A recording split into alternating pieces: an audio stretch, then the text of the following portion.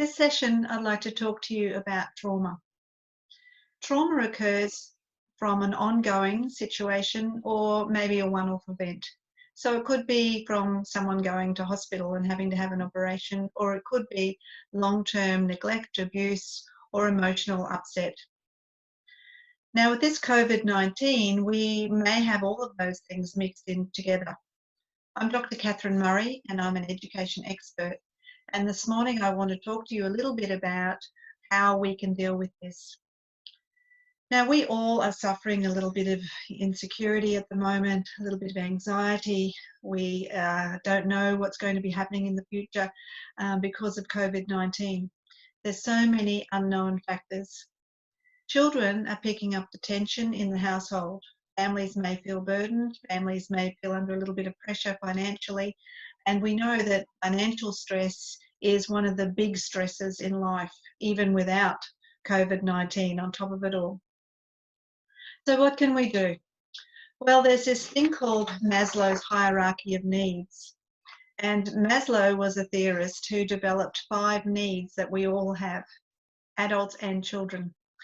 Over the years, three more layers were included in Maslow's hierarchy of needs. And they're the basic needs that we all have, and we all need to have them fulfilled and achieved to keep us feeling safe, secure, and on an even keel. So I think in this time, it's really important that we focus a little bit on Maslow and think about the needs that we all have.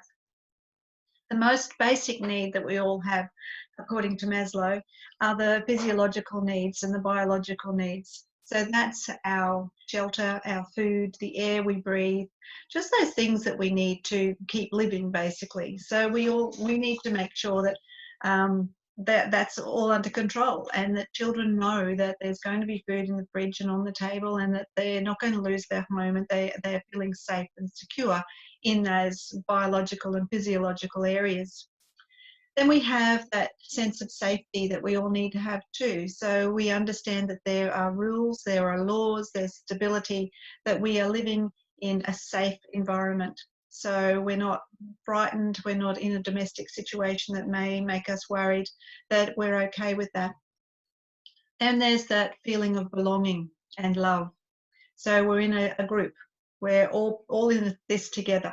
It might be a family group, it might be just a community group, but we're all in it together. There's that sense of belonging, that it's not just us, that it's a group thing.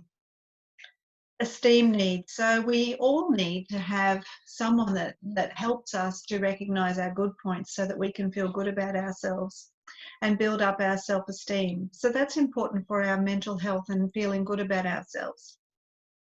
We have cognitive needs too, and that means that we need to extend ourselves intellectually. We want to learn things, we want to help our brain grow, we want to try and remember new things and try new skills. That's a cognitive need that we all have.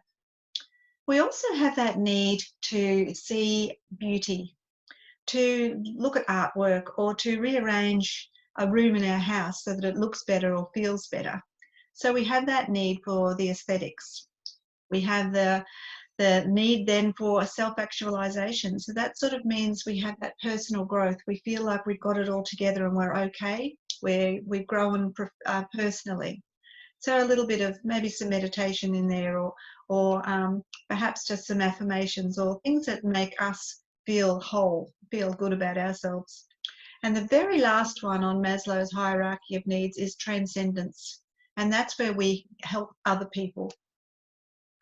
Now, that's 8 little levels there that I've just really quickly gone through. So we need to have a certain level in each one of those spaces that we go up through Maslow's hierarchy of needs. We may not have 10 out of 10 for each of them, but if we are sort of averaging, 5 out of 10 as we go up the hierarchy of needs, that's pretty good. And for us now to think of that in terms of trauma, it's important for us to think, well, okay, maybe some of those needs are a little bit lower on the scale than others. Maybe we've achieved some better than others, and that's okay. As long as we can maintain that level of hierarchy as we move up to make sure that we're covered in each one of those spaces. For an example, let's say that you had all the biological and physiological needs. Let's say you have a house, you have food, there's air to breathe, you have all of those things so that you are going to live, but you don't feel safe. You don't feel safe in the environment that you're in. You don't feel as though you can be who you are. You don't feel emotionally safe. You're not secure, feeling secure that you're going to maintain the place that you live. So that reduces that level in the hierarchy of needs. It reduces it down to maybe like a 2. It's very hard then to move to the next level as though you totally belong and you're full of love and you're very much loved. It's very hard to fully feel those emotions and fully acknowledge all of the other levels in the hierarchy as well.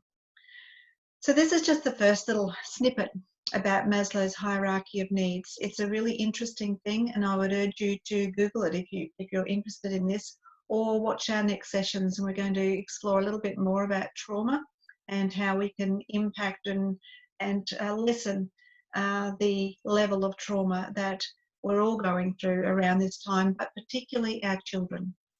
Okay, I'm Dr. Catherine Murray. If you want to know more about what I do, please go to my website, www.futurestrongeducation.com. Bye for now.